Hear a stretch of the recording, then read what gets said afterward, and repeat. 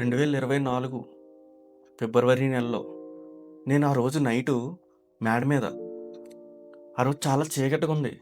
Time చూస్తే 10 అవుతుంది. అందరూ పడుకున్నారు. మా ఊరు పల్లెటూరు. స్ట్రీట్ లైట్లు కూడా అప్పుడు ఆఫ్ చేసి ఉన్నాయి. చాలా అంటే చాలా చీకటిగా ఉంది. మా మేడ కూడా చాలా పెద్దది. నేను యూట్యూబ్‌లో ధ్యానం చేస్తే మీకు సంపదలొస్తాయి అని ఒక వీడియో చూసి మేడ మీదకెళ్ళి ఆ టైంలో నేను ధ్యానంలో కూర్చున్నా. కిందన ఏమి కూడా ఏసుకోలేదు. చాప గానీ, దుప్పటి గానీ ఏమీ ఏసుకోలేదు. నేల మీదే కూర్చున్నా. అదే నేను మొదటిసారి ధ్యానంలో కూర్చోవడం. నేను ధ్యానంలో కూర్చున్న వెంటనే సేమ్ యూట్యూబ్‌లో ఎలా అయితే నేను విన్నానో ధ్యానం చేయమని, అదే విధంగా ధ్యానంలో కూర్చున్నా. ధ్యానంలో కూర్చున్న వెంటనే ముందు నాకు కొన్ని రకాల ఆలోచనలొచ్చాయి. అలా వస్తూ, వస్తూ కొంతసేపు అయ్యేటప్పటికి నా మనసు ప్రశాంతంగా అవుతుంది. నాకే తెలియట్లేదు. నా మనసు ఎంత ప్రశాంతంగా అయ్యిందంటే, కొంచెం సేపటికి అలా ప్రశాంతంగా అవుతూ కూల్ అయ్యాను నేను. కొంచెం సేపు అయింది ఇంకా కొంచెం సేపు అయ్యేటప్పటికి ఒక్కసారిగానే నా శరీరం ఇలా ఇలా ఇలా ఊగుతుంది. ఏంటబ్బా! నా శరీరం ఇలా ఊగుతుంది అని చెప్పేసి నాకర్థం కాలేదు. సో, ఏం జరుగుతదో చూద్దాం అని చెప్పేసి వీడియోలో ఎలా అయితే శ్వాసను గమనించమన్నారో అదే విధంగా నేను ప్రయత్నం చేశాను. నా శ్వాస ఎలా ఎళ్తుంది? ఎలా వస్తుంది? అనే దాన్ని నేను గమనించాను. అలా గమనిస్తున్నప్పుడు అలా కొంచెంసేపు అవుతుంది. అలా గమనిస్తున్నాను. నా శరీరం ఊగుతూ, ఊగుతూ ఒక్కసారిగా నా శరీరం ఇలా పెరిగిపోతుంది. ఎలా అంటే హనుమంతుడు మనం సినిమాల్లో చూస్తాం గదా! హనుమంతుడు ఒక్కసారి ఇలా సైజు పెరిగిపోతాడు. శ్రీ ఆంజనేయ 'శ్రీ ఆంజనేయ' సినిమా చూసే ఉంటారు. అందులో ఆంజనేయ స్వామి ఇలా పైకి ఎదిగిపోతాడు గదా! శరీరం పెరిగిపోతది గదా! హైట్‌గా అయిపోతాడు గదా! అలాగే నా శరీరం కూడా నేను ధ్యానంలో ఉన్నాను. కళ్ళు మూసుకొనే ఉన్నాను. నా శరీరం ఊగుతూ, ఊగుతూ ఒకసారే హనుమంతుడి శరీరంలాగా పెద్దగా అయిపోతుంది. నాకే తెలియట్లేదు. ఏంటబ్బా! ఇలా అయిపోతుంది అని చెప్పేసి నాకు ఆశ్చర్యం వేసింది. లోపల భయం స్టార్ట్ అయింది. ఏంటో నా శరీరం ఎంత పెద్దగా అయిపోతుందంటే నేను ఆకాశానికి తగిలేసినంతగా ఇంకా ఎళ్ళిపోతూనే ఉన్నా. పైకెళ్ళిపోతూనే ఉన్నా. అలా పెద్దగా అయిపోయింది నా శరీరం. నాకు చాలా భయమేసింది ఒకసారి. సడెన్‌గా చూస్తే ఒక్కసారి ఇలా కళ్ళు తెరిచేశాను ధ్యానంలో ఉండి. కళ్ళు తెరిచేయగానే చూస్తే అంతా నార్మల్‌గా ఉంది. అంతా చీకటిగా ఉంది. చుట్టూ మిడతల సౌండ్లు, కప్పలు అన్ని శబ్దాల్లో వినపడుతున్నాయి. పక్షులు అవిని చీకట్లో. ఏంటబ్బా! ఏం జరుగుతుంది? ఈ ధ్యానంలో ఏముంది? అసల ధ్యానం చేయాలంటే నిజంగా గురువు ఉండాలని నాకు అర్థం కాలే. నాకు చాలా భయమేసింది. ధ్యానం చేస్తే ప్రశాంతంగా అవుతదన్నారు కదా! సంపదలొస్తాయన్నారు కదా! ఇదేంటి నాకు ఈ అనుభవం వచ్చిందని చెప్పేసి నేను ఆశ్చర్యపోయాను. ఇలాగే నాలాగే చాలామందికి రకరకాల అనుభవాలొస్తాయి. నాకు చాలామంది మెసేజ్‌లు పెడుతున్నారు, కాల్ చేస్తున్నారు. సార్ నాకు ధ్యానంలో కూర్చున్నప్పుడు వెన్నుపూస దగ్గర ఇలా ఏదో పైకెళ్తున్నట్టు అనిపిస్తుంది సార్. అక్కడ ఏదో తిరుగుతున్నట్టు అనిపిస్తుంది సార్ అంటున్నారు. ఇంకొకరేమో నేను ధ్యానంలో కూర్చున్నప్పుడు నాకు తెలియకుండా నేను ఆసనాలేస్తున్నాను సార్. అంటే వాళ్ళు చెప్పిన దాని ప్రకారం వాళ్ళు నార్మల్‌గా ఉన్నప్పుడు ఏ ఆసనాలు ఎయలేదంట. ధ్యానంలో కూర్చున్నప్పుడు ఆసనాలేస్తున్నారంట. ఇంకొకరి శరీరం ఇలా కదులుతుందంట. ఒకరికేమో ఏవో రంగులు కనిపించాయి అంటున్నారు. ఇలాగా చాలామందికి చాలా రకాల ధ్యాన అనుభవాలొస్తాయి. సో, ఇక్కడ మనం ఒక విషయాన్ని మనం గుర్తుపెట్టుకోవాలి. నేను తెలుసుకున్న దాని ప్రకారం ధ్యానంలో ఏ అనుభవం అయినా మీకు రానివ్వండి. అది చిన్నదా? పెద్దదా? రంగులు కనిపించాయా? శరీరం ఊగిందా? శరీరం తేలిగ్గా అయిందా? ఇలా పైనుండి శక్తి పడుతుందా? బ్రహ్మానందం నుండి ప్రాణశక్తి మీ లోపలికొస్తున్నట్టు అనిపిస్తుందా? ఏ అనుభవం అయినా రానివ్వండి. ఇక్కడ మీకు అనుభవాలనేది ధ్యానంలో అనేది అది కామన్ విషయం. మనం తెలుసుకోవాల్సిన విషయం ఏంటంటే, మనం అనుభవాల కోసం ధ్యానం చేయడం లేదు. ఫస్ట్ విషయం. కానీ ధ్యానంలోకొచ్చిన ప్రతి ఒక్కరికి ఏదో ఒక అనుభవం వస్తది. అనుభవం కోసం మాత్రం ధ్యానం చేయకండి. సో, చాలామందికి అనుభవాలు రాకపోవచ్చు. అది గూడా ఒక అనుభవమే. ఆళ్ళకి అనుభవం వచ్చింది గదా!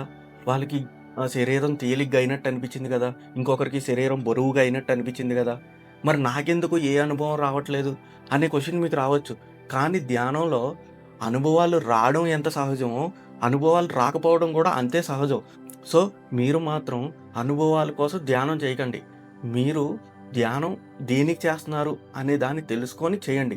సో, వాళ్ళకు అనుభవాలొస్తున్నాయి. ఒక వ్యక్తి నాకు కాల్ చేశాడు. సార్ నేను ఎన్నో వీడియోలు చూసాను.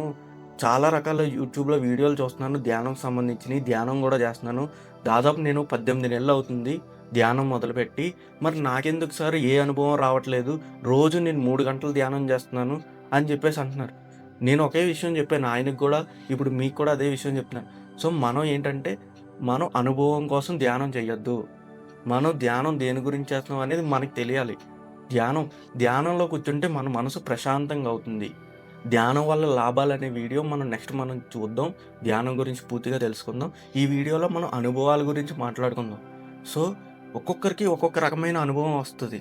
దేని గురించి ధ్యానం చేస్తున్నాం అనేది మనకు తెలియాలి. మనమైతే ధ్యానం అనేది అనుభవాల కోసం చేయట్లేదు. మీకొక ఉదాహరణ చెప్తాను. మనం బస్సులో ఎళ్ళేటప్పుడు ఎన్నో రకాల చెట్లు కనబడతాయి, పక్షులు కనబడతాయి, వాహనాలు కనబడతాయి, కొండలు కనబడతాయి. ఎన్నో రకాల విషయాల్ని మనం గమనిస్తాం. సో, మనం ఇంటికొచ్చిన తర్వాత వాటినన్నిటిని గురించి ఆలోచన చేసి గుర్తు తెచ్చుకోం. వాటిని అక్కడే వదిలేస్తాం. అదే విధంగా ధ్యానంలో కూడా మనకి ఎన్నో రకాల అనుభవాలొస్తాయి. ఆ వచ్చిన అనుభవాల్ని అక్కడే వదిలిపెట్టేసి తిరిగి మన శ్వాస దగ్గరికి రావాలి. శ్వాస దగ్గరికొచ్చినప్పుడు మన మనసనేది శూన్యం అనేది జరుగుతది. అనుభవాలు రానివ్వండి వస్తే. దాన్ని అన్వేషించకండి. వచ్చిన అనుభవం నాకెందుకొచ్చింది అని చెప్పి దాన్ని ప్రశ్నించకండి. అది ఏమొస్తుందో దాన్ని గమనించండి. దాన్ని అంగీకరించండి. అలా ఎన్ని అనుభవాలొచ్చినా వాటిని గమనించండి అంతే. మన పని ధ్యానంలో మనకొచ్చిన అనుభవాల్ని ఇతరులతో పంచుకోవడం, వాటిల్ని అక్కడే వదిలిపెట్టేయడం. అంతే. ధ్యానం అనేది అనుభవాల కోసం చెయ్యట్లేదు అనే విషయాన్ని మనం ఎప్పుడూ గుర్తుపెట్టుకోవాలి. బిగినర్స్‌కి ముఖ్యంగా ధ్యానం మొదలుపెట్టిన కొత్తలో శరీరంలో అనేక రకాల నొప్పులొస్తాయి. కాళ్ళు అయితే విపరీతంగా నొప్పులొస్తాయి. మనం కింద కూర్చొని మటమేసుకొని ధ్యానం చేస్తున్నప్పుడు మోకాళ్ళ దగ్గర, అరిపాదాల దగ్గర బాగా విపరీతంగా నొప్పులొస్తాయి. మనకి నొప్పులొస్తున్నాయి కదా అని చెప్పేసి ధ్యానం ఆప్ చేసేయకూడదు. మనం కాళ్ళు ఇలా చాపుకుంటే, మటం తీసేసి ఇలా చాపుకుంటే కొంతసేపటికి ఆ కాళ్ళు నొప్పులనేవి తగ్గుతాయి. మళ్ళీ మనం మటం వేసుకొని కూర్చొని ధ్యానం కంటిన్యూ చేయొచ్చు.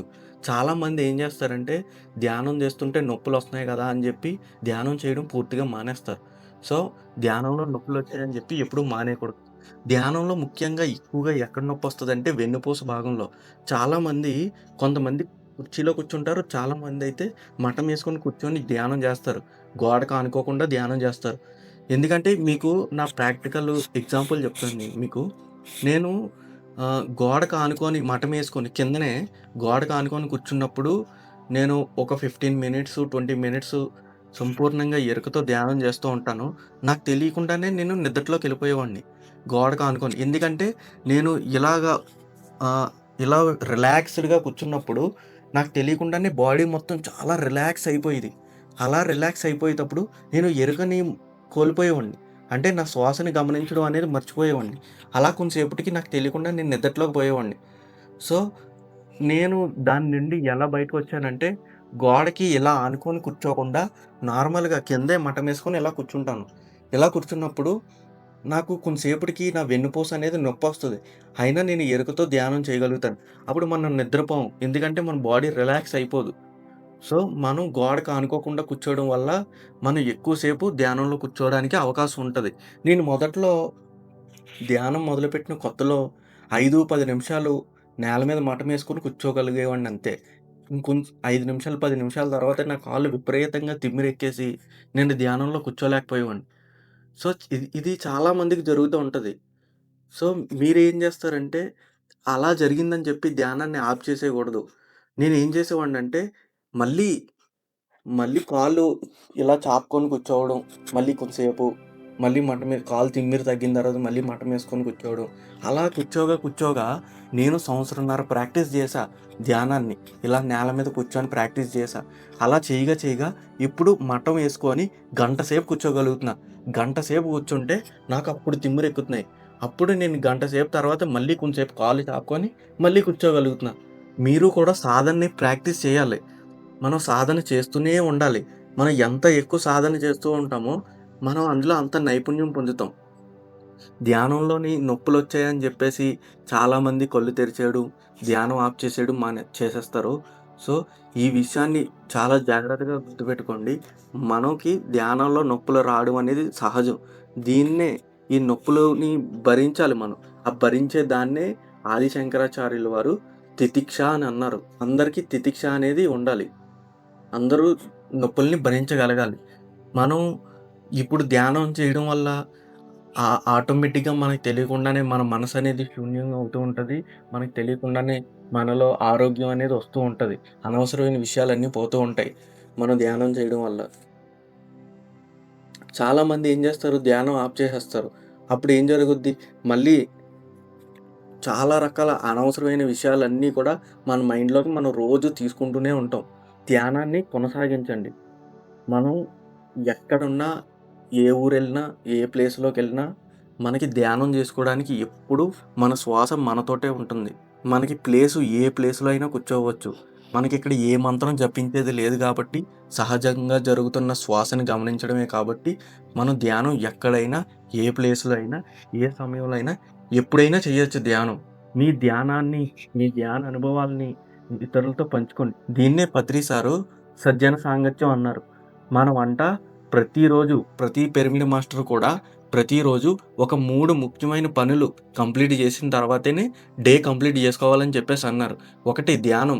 ఒక గంట సేపు ఖచ్చితంగా ధ్యానం చేయాలని జెప్పేసి అన్నారు.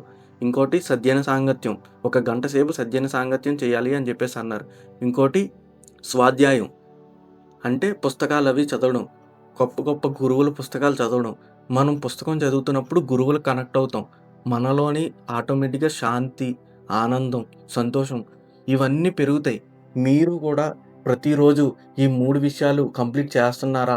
మీరు పిరమిడ్ మాస్టర్ అయ్యుండి ఖచ్చితంగా ప్రతిరోజు ఈ 3 విషయాలు కంప్లీట్ చేస్తున్నారు అనుకుంటే మీరు కామెంట్‌లో నేను అని కామెంట్ రాయండి.